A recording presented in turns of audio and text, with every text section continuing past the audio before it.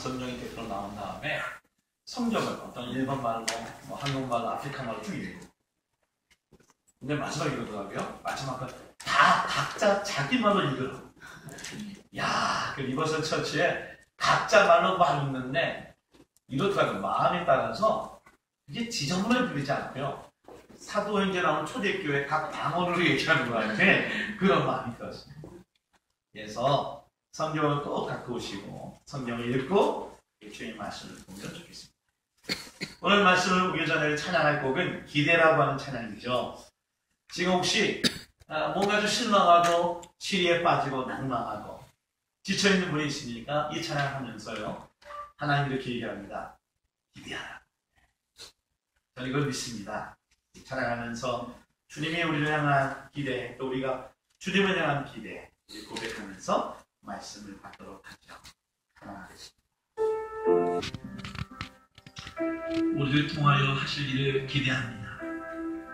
오늘 말씀에 우리가 듣고 싶은 본문을 정하여 말씀을 듣는 시간이 아니라 오늘 하나님의 말씀이 우리를 선택하셔서 하시고 싶어하는 말씀을 하나님 듣게 하나이다. 하나님 말씀하여 주시옵소서. 오늘도 말씀의 청중들이 하나님의 즐거워하는 소리를 외치는 강단이 아니라 하나님의 말씀을 듣고 회개하며 하나님의 애통해하며 하나님의 주께 자복하며 하나님의 주께 돌아오는 결심이 있는 성령의 역사를 보여주시옵소서. 예수님의 이름으로 기도합니다.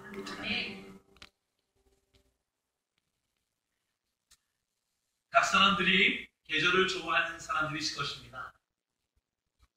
봄, 여름, 겨울, 가을 어떤 날씨 계절이 좋냐 물어보면 저마다 좋아하는 계절이 있을 겁니다. 근데 우리 일부 예배 들을 때에 대부분의 얘기가 뭐냐면 봄을 좋아한다고 하고 독일 경제는 사나이의 소리보다 가을을 좋아한다. 여러분 어떤 계절을 좋아하십니까?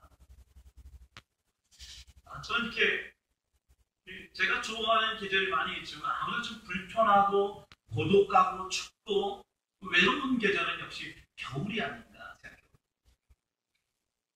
모르겠어요. 저희 교회에 크리스마스 날 12월 25일 태어난 성도가 있습니다.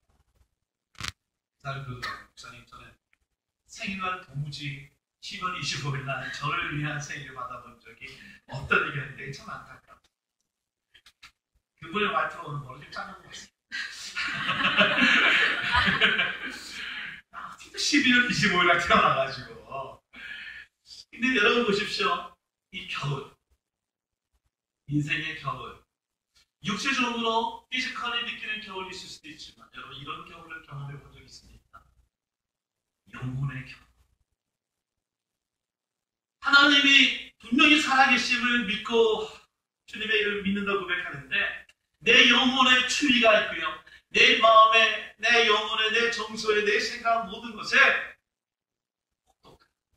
그것도 그 추위 가운데 홀로 지내야 되는 겨울을 지내고 있는 분이 있다면 오늘 본문의 내용은 아마 큰 위로와 하나님의 주는 큰 평강과 하나님의 주는 큰 용기를 아마 받게 될 것이라고 저는 생각합니다.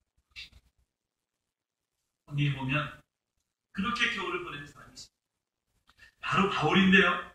오늘 본문 12절 보니까 오늘 이 바울은 이 겨울을 지내는 것이 얼마나 힘들었는지 오늘 성경에 나오는 이 그리스도의 목회자 디도에게 편지를 써서 니고 볼디로 나를 찾아오라 라고 얘기합니다. 어떻게 오냐면 어떤 성경에 보니까 속히 급히 아주 될 수 있는 대로 자기에 찾아와서 함께 겨울을 보내자라고 성경이 적혀 있습니다. 여러분 바울의 상황이 어떻습니까? 이 디도서의 배경을 보면 오래 얘기할 수 없지만 바울이 감옥에 로마에 갇혀 있다가 1차 감옥에 잠시 한 1년 정도 풀려나는 기회가 있었는데 그때에 이 디도와 함께 복음을 증거하였던 곳이 여러 교회가 있었습니다. 아마 그 중에 마지막으로 복음을 증거했던 교회가 아마 이곳에 그레데가 있지 않을까. 그리고 그레데에게 마지막 복음을 전던 이곳에 남겨두었던 인물이 바로 디도였었습니다. 그 작은 그 섬에서 홀로 문 하는 그 디도가 어떤 인물이었길래 자기가 좀 고독하게 추위 가운데 있는 자기 자신에게 와서 함께 겨울을 보내자고 얘기하는 것입니다. 여러분, 오늘 얼마나 춥고 외롭고 정말 혹독한 겨울을 지내고 있는지 모르지만 한 가지 우리 이 본문을 통해서 볼 수 있는 것은 뭐냐면 이 추위 가운데도 나와 함께 보낼 수 있는 자가 디도 같은 자가 한 명이라도 있기만 하면 그 겨울을 결코 고독하지 않다는 거죠. 여러분 뭐 이렇게 아마 잘 아실 겁니다. 저는 군대에 가서 겨울을 3번을 보내고 왔어요. 이 3번을 보낸다는 것이 쉽지 않습니다. 크리스마스 3번을 보내고 왔다. 12월 16일 날 입대해서 제냐 3월 때 이럴 때까지 3번을 겨울을 보낼 때에 그 겨울이 3번에 얼마나 춥고 힘든지 모릅니다. 한번 오래 다닌 성도님은 알 수 있지만 제가 훈련소에서 막 바뀌고 있을 때 그때 저희 어른과 장모님이 훈련소에 아마 그때 떴는지 모자한테 갖고 와서 그 예배에 와서 저를 만나줬을 때에는 바울이 디도를 만나는 것 이상으로 저에게는 큰 기쁨이었었어요. 솔직히 얘기하면 그분이 함께 데려온 딸이 왔기 때문에 어쨌든 그 자기가 꼭 만나고 기다리던 사람이 와서 만나준 이 디도가 어떤 인물이었기 때문에 바울에게 위로가 됩니다. 여러분 고린도후서 8장 23절 볼까요? 바울은 그를 나의 동료요, 나의 동역자요, 교회의 사자들이라고 얘기한 뒤에 뭐냐면 그는 그리스도의 영광이다 라고 얘기해요. 고린도후서 8장 23절에 말씀. 갈라디아서 2장 1절 보니까 그가 1차 전도여행을 쭉 하고 난 다음에 우리 이방인들의 복음을 증거해 그들이 예수를 믿었다라는 증거를 믿지 않자 디모데는 할례를 하고 예수를 믿은 증표를 보여준 반면에 디도는 끝까지 할례를 하지 않고요. 함께 재판장이라고 얘기할 수 있는 그 예루살렘에 올라가서 나도 헬라인이지만 예수를 믿어 구원을 얻었다라고 증인되어주고 변화되었던 인물이 바로 디도입니다. 바울의 헬라의 복음을 증가하는 모든 물꼬를 통셨던 인물입니다. 특별히 디도서 1장 4절 보니까 이렇게 얘기합니다. 같은 믿음을 따라 나의 참 아들 된 영적인 관계가 여러분 우리 교회 안에 분명히 바울과 같이 겨울에 있는 이 성도에게 정말 디도와 같이 동역자가 되어주고 변호인이 되어주고 그리고 같은 믿음 따라 같은 가족이 되어주는 그런 디도를 만나고 그 디도 때문에 기뻐하고 그 디도 때문에 큰 위로를 받을 수 있는 열방교회를 꾸몄고 여러분 많은 것들을 묵상하다가 이런 질문을 하셨어요. 왜 바울은 디도를 그레데의 홀로 남겨두었습니까? 그레데라고 하는 섬에 홀로 남겨두었습니다. 여러분 생각해 보십시오. 디도는 연약한 자 중에 연약한 자이셨습니다. 성경에 보면 어린아이처럼 늘 여기는 것이었습니다.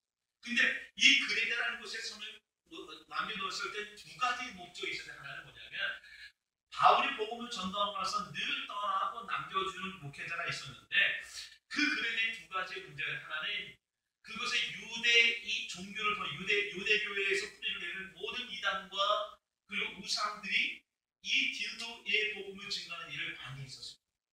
또 하나는 이 그레데의 교회에 너무나 흔들리는 일이 많이 있었기 때문에 그것에 장로를 세우고 일꾼을 세워서 든든히 하게 할 일이 필요하셨습니다. 그래서 디도를 그곳에 남겨두었습니다.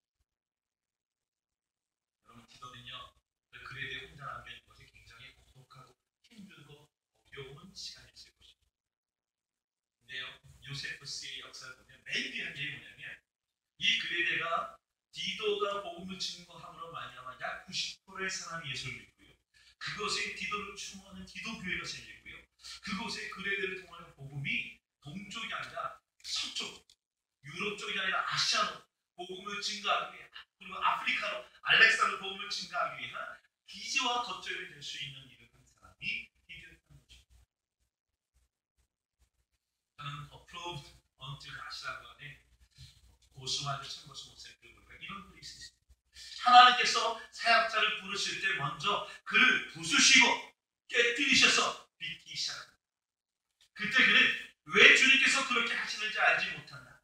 주님께서는 오직 한 가지 목적, 즉 이 사람의 사람이 나의 사람이다 라고 말씀하시기 위해 그를 빚어가십니다. 절대로 스스로 사역자가 되려 하지 말라는 얘기입니다. 여러분, 오늘 그레데 섬에 있는 이 디도를 보면요, 사실 보니까 오늘 감옥에 나와 그 고통 속에 있는 겨울을 보내기 위한 바울을 위로하러 디도를 부르는 것 같지만, 사실은 바울의 의도는 뭐냐면 자기가 디도를 부르는 말미암아 디도가 고독하게 복음을 증거한 그를 위로하고 격려하고 축복하기 위한 그런 의도를 오늘 성경에서 발견하게 된다는 것이죠. 삼성부 형제를 좀 이렇게 얘기하면 미안합니다. 삼성부 형제, 저번에 한국에서부터 이렇게 많이 허그를 했는지 모르지만 저만 보면 늘 허그합니다. 한국에서 이렇게 허그하셨나요?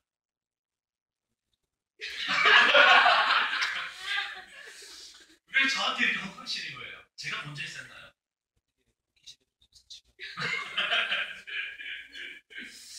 제가 상명제님이 우리 교회 사이즈와 상황을 모르고 교회에 제가 잘해줄 때는 이쪽에서 우리 교회만 있는 줄 아셨나요? 그래서 우리 교회 오면 너무나 고맙고 막 이렇게 하다가 요새는 그 목사님 최일의 교회가 많던데요. 우리 교회가 제일 작던데요. 그 발견해 가시는 거예요. 제가 제 말을 믿지 않거든요. 상부 형제님 저를 만나서 당신들이 행복한 게 아니라 난 당신들을 만나서 너무 행복하다는 얘기를 그동안 믿지 않다가 세상 죄악에 빠져있다 보니까 그걸 발견하게 된 거예요. 근데 그분이 이런 얘기를 합니다. 목사님 왜 오늘 안면 장면이 안 나오시죠? 안면 장면님이 상부 형제를 전도했는데요. 제가 지난주에 신방 갔더니 그런 거예요. 우리 자매가 3주 전에 안면 장면이 교회를 안 나와서 전화했더니 어디 가셨다고.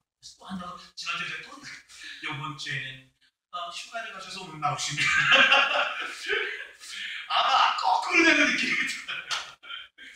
안면자매가 상부 형제를 돕기 위해서 열방교회를 인도했는데 이제 보니까 상부 형제와 우리 자매가 이렇게 안면자매를 걱정하고 돕는 자의 모습을 보면서 저는 이 바울과 디모데가